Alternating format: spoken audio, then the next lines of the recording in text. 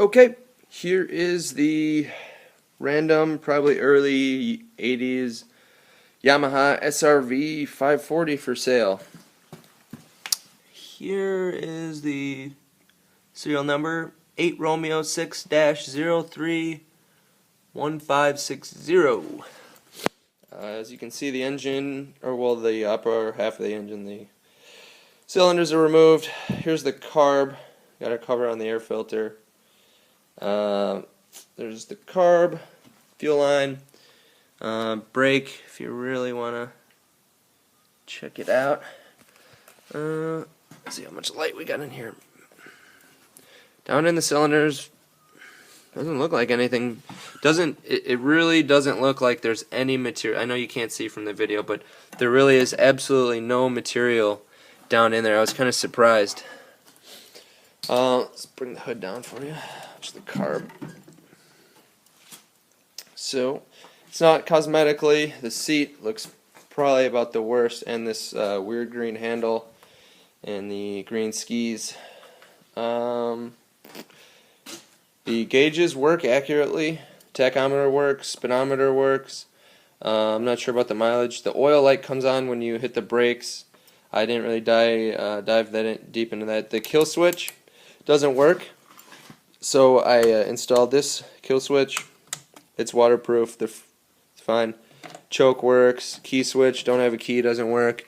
I think the body tether, that was disengaged before I got here. The high and low lights work great. I have the brakes work. All the stuff. Take a good look at the seat. Let's see if I can. I'll make another video of the track and attach it to this. Here's the front. Skis. The person I purchased this from just put these skis on there. He said he paid $100 for them. I think he tacked some carbides on there, so they're not. I don't know if you can tell. You're probably just gonna have to come look at it if you're interested. But he tacked those on there, so you'd have to grind them off and put on the good ones. I bought this snowmobile with the intentions of riding it over the winter. I think I leaned it out when I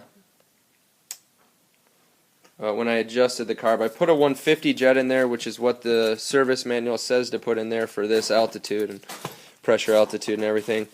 But as you can see, as we get to the meat and potatoes here, it was a little too lean, I think. I think I might have just, the piston was getting ready to go, and I just kind of helped it out a little bit. You can see, I don't know if you can see it, there's a crack.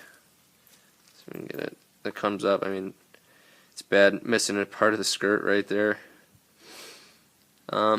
Here's the head.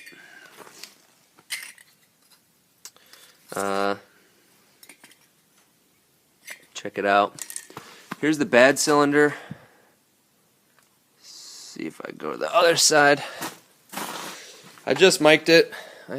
I'll show you a picture of the mic. See what size it is. It's kind of hard to tell. There's no real gouges. Here's the good cylinder. This cylinder had, I want to say 100 psi.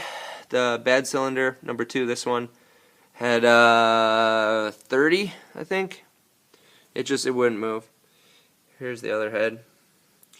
Here's the exhaust. I pulled it off. I had no idea, but this is not connected.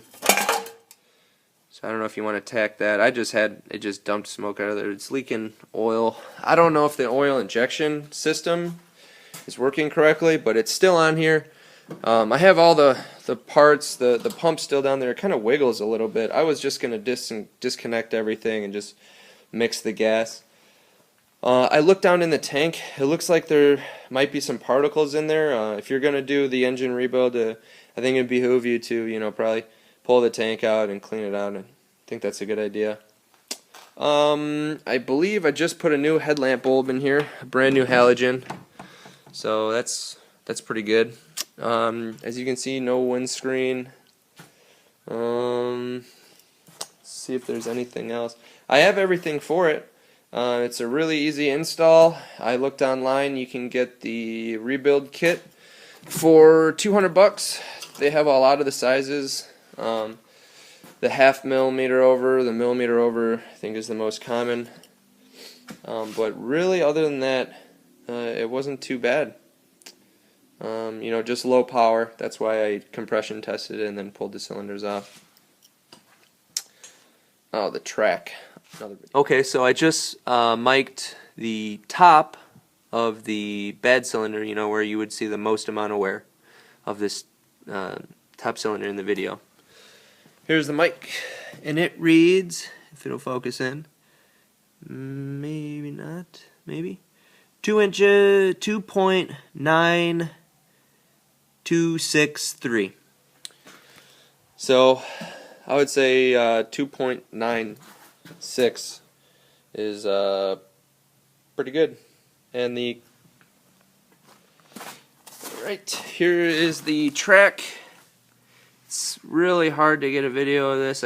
The belt's on there, so I can't really turn it, but it's missing a bogey wheel, and that bogey wheel doesn't have any rubber on it. But I didn't really feel any pulsations or the suspension going up and down or the chassis. But the track actually kind of looks okay. It's not bad. I mean, I guess that's not good, but it's okay.